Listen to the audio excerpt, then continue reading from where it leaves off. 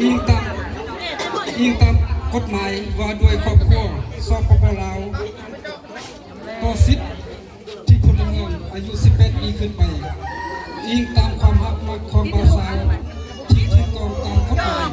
และยึดของประเพณีอิงตามการเห็นดีเป็นเอกภาพของพ่อแม่เฒ่าแก่หลวงตาทั้งสองฝ่ายจุดประสงค์นี้พ่อแม่พี่น้อง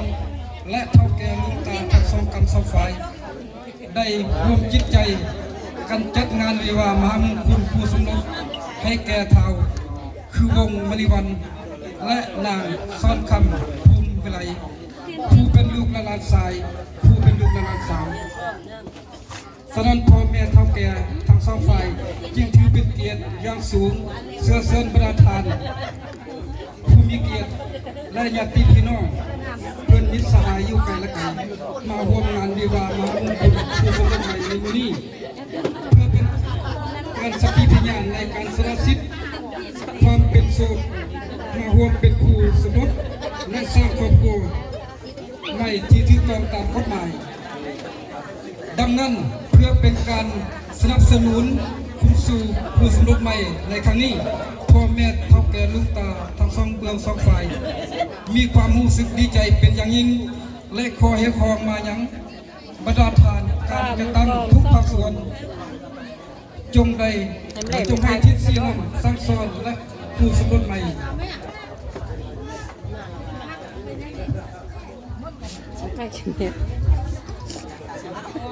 บรรดาทานการจัดตั้งทุกภาคส่วนของสังคมจงให้ทิศสีน้ำซักซ้อนผู้สมรสใหม่เพื่อให้เข้าใจมีความสุขสบายใจพร้อมสร้างสรรค์พัฒนาครอบครัววัฒนธรรมใหม่ในสังคมก็คือศาสตร์ขอให้ลูกหลานทั้งสองฮักแพงกันผู้ให้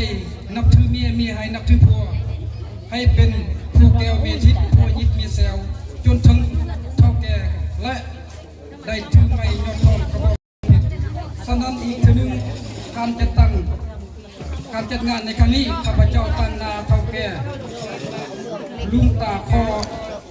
อภัยลงนาประดาทานแขกผู้ที่มีเกียรติในการต้อนรับทางการสถานที่อาหารการกินอันใดขัดตกบกพร่องขอโทษขออภัยแสดงความขอบใจมายังทานแขกภาคส่วนจงมีสุขภาพแข็งมีความผาสุกในผู้ฮักและผู้ประทานในโอกาสในงานสิริมงคลข้าพเจ้าขอเปิดงานวิวาห์มหามงคลคู่สมรสใหม่แต่เวลาที่เป็นต้นไปขอเชิญบรรดาทานบรรดาสหาย